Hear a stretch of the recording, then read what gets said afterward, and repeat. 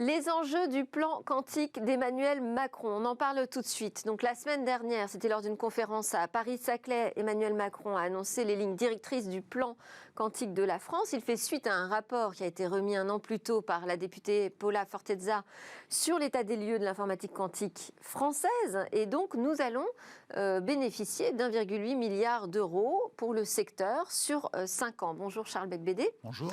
Vous êtes président de la société d'investissement Audacia, au sein de laquelle vous avez cofondé le premier fonds d'investissement au monde qui est dédié aux technologies quantiques. Alors, il s'appelle Quantonation.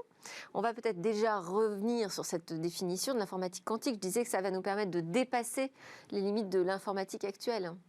Oui, d'abord, il faut rappeler que le quantique, il y en a partout dans notre électronique moderne, dans nos smartphones, c'est plein de quantique. Il y a eu la première révolution quantique dans les années 20-30 et qui nous a permis qui a permis une formidable effervescence de l'électronique. Notre société moderne, elle est quantique. De la première révolution. Alors qu'est-ce que c'est que le quantique ? C'est tout simplement, c'est qu'à très petite échelle, il y a une limite. Il y a un moment où il y a une limite basse, un pas minimum pour mesurer certaines grandeurs physiques, par exemple l'énergie ou la quantité de mouvement. Certains même pensent que l'espace et le temps aussi peuvent atteindre une certaine borne basse. Le monde y est discontinu, il est discret. Et d'où le terme quantique qui vient de quantum, de quanta, c'est la plus petite quantité indivisible. Alors, tout n'est pas donc lisse, tout n'est pas continu, à toute petite échelle. Et donc, il y a un ordre. Il y a un sens, et il y a énormément d'informations disponibles. Donc c'est pour ça que ça intéresse énormément les informaticiens, l'informatique. Et ça, c'est ce qu'on appelle la seconde révolution quantique.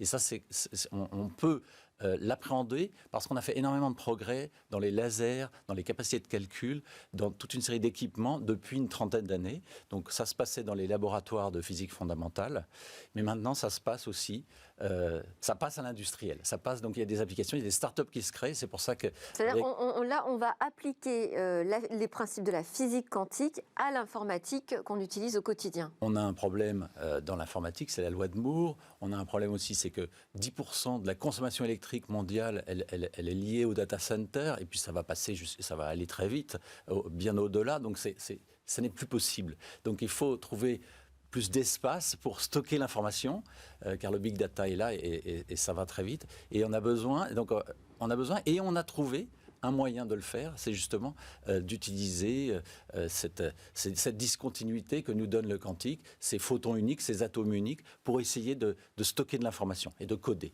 Donc ça, c'est la bonne nouvelle, c'est ce qu'on appelle donc cette seconde révolution quantique. Reproduire un système pour le stockage de nos données. Mais ce n'est pas uniquement sur le stockage. Quel type d'application oui, alors évidemment, peut-on trouver à travers l'informatique quantique ? Non, d'ailleurs, le stockage, on ne sait pas encore bien le faire. En revanche, alors à court terme, on sait faire des choses très intéressantes pour les capteurs de grandeur physique. Donc, par exemple, pour mesurer des champs magnétiques infinitésimaux, et donc pour faire, par exemple, de l'imagerie cérébrale. On peut aussi faire des microscopes quantiques. Et on a investi d'ailleurs dans une entreprise qui s'appelle Qnami en Suisse, qui marche très bien, qui vend des microscopes quantiques déjà et qui fait du chiffre d'affaires et même des profits. On a également la possibilité de gagner plusieurs ordres de grandeur pour mesurer le temps. Donc, faire des horloges atomiques beaucoup plus précises. Ça, c'est très important pour plein d'applications, notamment dans le militaire. On peut faire aussi, toujours dans le militaire, imaginez faire des gyroscopes quantiques, donc qui vont permettre à nos avions de chasse et à nos sous-marins nucléaires de naviguer de façon plus précise, même sans GPS pour nos avions de chasse. Donc il y a des applications énormes dans le sensing, la métrologie. Donc sensing, c'est les capteurs ? C'est les capteurs. Donc ça, c'est, je dirais, à court terme. À court terme également, on peut imaginer une nouvelle cryptographie post-quantique. Donc ça, c'est simplement prendre de nouveaux problèmes mathématiques pour coder nos informations, parce que c'est vrai que actuellement le RSA, donc la façon qu'on utilise pour coder nos échanges d'informations, peut être assez facilement craqué par un ordinateur quantique. Alors je vous rassure, là pour le coup, l'ordinateur quantique qui sait faire cela en utilisant l'algorithme de Shor, du nom du mathématicien qui a inventé cet algorithme, n'existe pas encore, mais ça pourrait venir d'ici 5, 10, 15 ans, on ne sait pas, et du coup ça veut dire qu'il faut inventer une nouvelle cryptographie. Donc ça, c'est ce qu'on appelle la cryptographie post-quantique, et donc il y a déjà des entreprises qui font ça. On a investi dans CryptoNext qui propose cela et qui travaille avec l'OTAN. Et donc ça améliorerait la cybersécurité ? Absolument. Alors ça, c'est les applications à court terme. À moyen terme, il y a l'informatique quantique. Donc le calcul quantique, ces nouveaux processeurs qui vont nous permettre de réaliser des optimisations qu'on ne sait pas faire aujourd'hui, qui vont permettre de casser donc certains codes de chiffrement. Et puis, il y a la simulation numérique de molécules. Ça, c'est extrêmement intéressant parce que ça a des applications en santé, pour inventer de nouveaux médicaments, mais en chimie, et donc pourquoi pas inventer de nouveaux catalyseurs, et notamment remplacer ce processus extrêmement énergétivore qui nous permet de faire l'ammoniac, qui représente près de 10% des émissions de gaz à effet de serre. Donc si on trouve un nouveau process pour générer l'ammoniac grâce à de la simulation numérique, eh bien, on va pouvoir contribuer à la lutte contre le réchauffement climatique, le changement climatique. Donc, mais également, simulation numérique de matériaux, inventer des nouveaux matériaux, des nouveaux métaux qui seraient supraconducteurs à température ambiante et à pression ambiante. Mais là, je m'avance peut-être un petit peu, c'est pas pour tout de suite, mais en tout cas, on va pouvoir faire de la recherche in silico, ce qu'on ne sait pas faire aujourd'hui, parce que dès qu'on essaye de simuler une molécule un peu complexe avec un ordinateur conventionnel, ça dérive de façon... La combinatoire est immense et c'est totalement impossible avec les supercalculateurs. On est sur un domaine, une technologie vraiment qui va apporter une révolution, qui va nous faire passer un saut technologique important. Donc les enjeux sont majeurs. Comment vous avez réagi à l'annonce présidentielle fin de semaine dernière ? Très favorablement, on l'attendait depuis longtemps. 1,8 milliard, c'est bien, non ? Alors 1,8 milliard pour la France, alors avec 1 milliard, un peu plus d'1 milliard pour l'État, 200 millions de l'Europe et plus de 500 millions du secteur privé, dont nous-mêmes d'ailleurs, c'est comptabilisé dans le plan. Nous, on a créé donc Quantanation il y a plus de 2 ans. C'est un fonds qui est d'une taille d'environ 20 millions d'euros qui ira jusqu'à 50, peut-être plus à la fin de l'année, et qui a déjà investi dans 12 startups, dont plus de 4 sont déjà en série A, donc 5 en France, mais 3 en Amérique du Nord et les autres en Europe. Votre donc fonds, ce plan est un message, en fait. 12 startups, il y en a 5 françaises. Oui, exactement. Okay.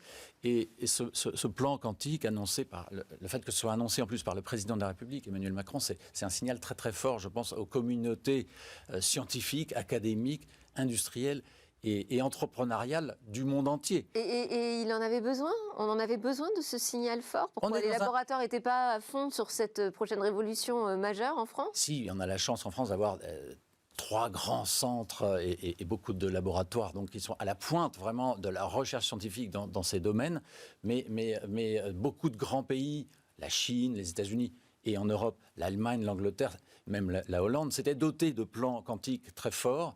Et c'est vrai qu'on avait besoin que la France annonce son plan. C'est un signal extrêmement positif pour ces nouvelles industries. Alors, les champions du quantique aujourd'hui, c'est Google, c'est IBM, c'est plutôt les Américains. C'est aussi Thales qui développe de très nombreux capteurs quantiques, justement, donc avec des applications à assez court terme.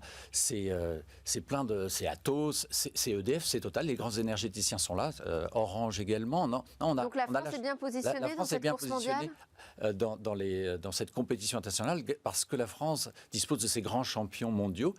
Certains n'ont pas encore enclenché la seconde, il faut qu'ils le fassent, mais ça vient. Et en Europe, en Allemagne, on le voit bien, il y a aussi les grands constructeurs automobiles sont très présents. Pour autant, je vais vous provoquer un peu, Charles Beigbeder, mais sur votre fonds, qui est un fonds donc français, le premier au monde vraiment dédié au quantique, oui. Vous n'avez que 5 startups françaises sur 12 dans ce fonds.